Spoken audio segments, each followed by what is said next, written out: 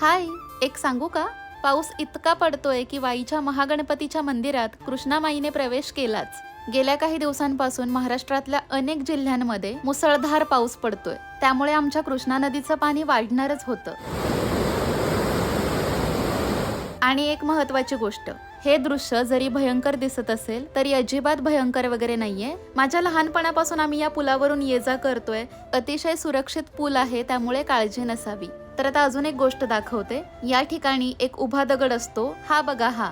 तर ह्याला म्हणतात नागोबा. आणि याच्याकडे बघत बघतच आम्हाला समजतं की हा आता पाणी किती वाढतंय किंवा आता याच्या डोक्यावरून गेलंय वगैरे वगैरे. तर काल हा दिसत होता, पण आज पाणी वाढल्यामुळे याच्या डोक्यावरून गेलंय. म्हणजे पूर खूप मोठा आहे.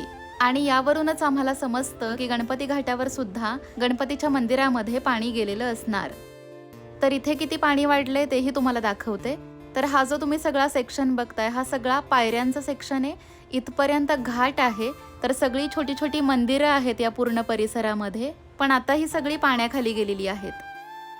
कृष्णामाईचं हे अथांग पात्र आत्ता जरी संथ वाटत असेल तरी महापूर आल्यानंतर तिचं ते रौद्र रूप अनेकांच्या डोळ्यात दुःखाचे अश्रूही आणतं.